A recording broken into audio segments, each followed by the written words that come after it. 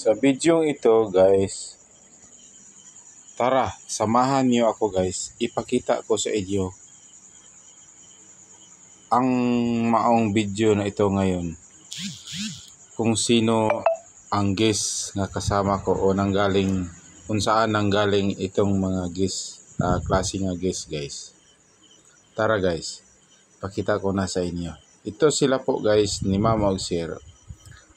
Ay galing ito sila sa China. So ito po yung bisita natin kasama ngayong today na ito.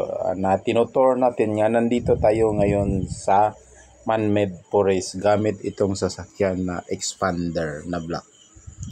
So ngayon guys, habang nandito kami, kumukuha ng video dito sa man-made forest. Until mo-proceed tayo doon sa pupuntahan natin na Chocolate Hills.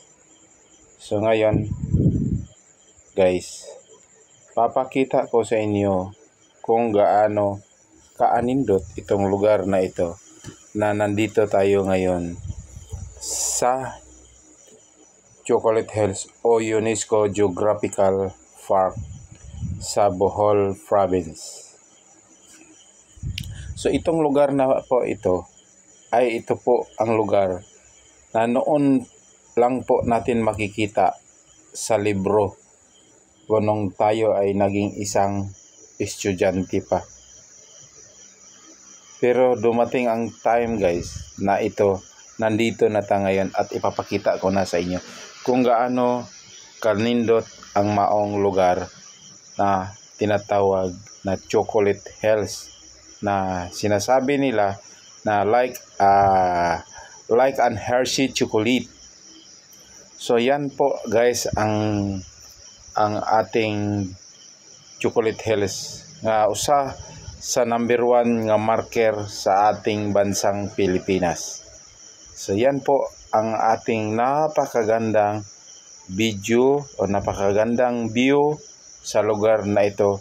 Kasama natin ang ating guest ngayon, si Ma'am at saka si Sir, na kumukuha din sila ng hulagway dito sa maong area na nagpapalipad sila ng drone para masilayan nila ang kagandahan ng ating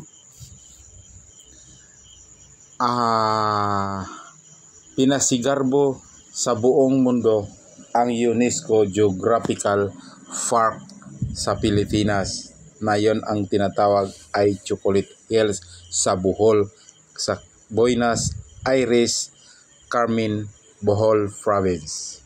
So yan po, at napakaganda at nakita nyo, pinakita ko sa inyo na sana po samahan nyo ako lagi at inyong i-share, i-follow at suportahan po ninyo guys, na hindi kayo magsawa sa kapapanood nitong videos na ito, nga yan po nga ang ating tinatawag na Geographical Park of the Philippines.